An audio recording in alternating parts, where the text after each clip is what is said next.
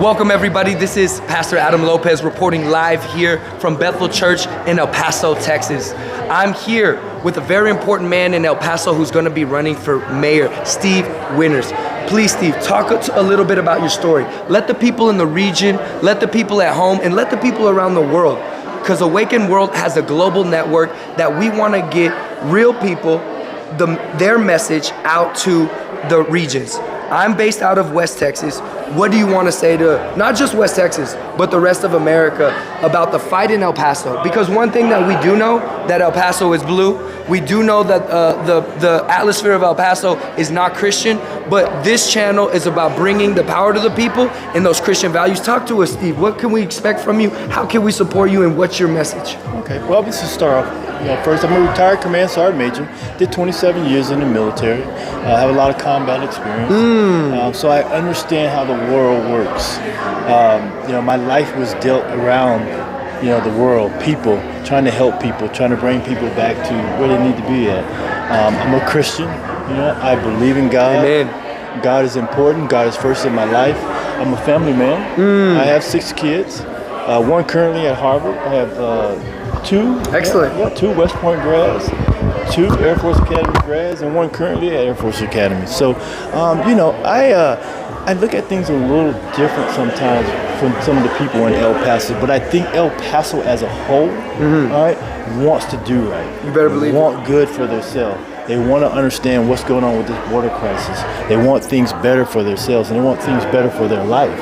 I don't think that they understand that they're really not blue, okay? They're not Democrats, okay? They're moderates, and they're more conservative than they really. So what do you think is going to be the punch in the gut to really change the culture, change the atmosphere? What are you going to bring to the table as a competitor, as a leader? Well, I'll tell you, a function just like this today, all right? Listen to Mr. Tatum, that's a start. Okay, the youth that we have, did you see the youth that were in here? They had to be hundreds of high school students, college students that were here today, right? And listening to what they need to do. And this is where they want to be. They understand what conservatism is, all right? They want a better life for themselves. They want a better life for their family members, all right? They want a better life for the next generation, okay? So they're speaking out. Okay? Just like yourself, you're speaking out, you're here, you're voicing it, and you're getting people to understand, and we're educating each other on what we need to know. Okay, now, did you hear my question to Brandon Tatum earlier today? I talked about how the South Korean young people, they go to 3 years military training. Another man, who I'm going to get his information before he leaves, said that Germany goes through 1 year's military training. Right now we have a nation full of men raised by single mothers. We have penitentiaries full of young men. The youth don't know where to turn. What can we do to give the youth a choice, an option? Because this question is not really being spoken right now in America, but it's kind of the streamlined problem. We don't know what to do with our young people. We got a weak country. How are you going to bring strength back to the males and the attack on masculinity? Well, getting God first in your life. There you go. Okay, so that's important. Getting God first in your life. Because once you get God first in your life, then everything will fall back in place. Amen. Okay? So if you don't have God in your life, you're not going to get it together. Amen. Right? Okay. But the other thing is to start educating.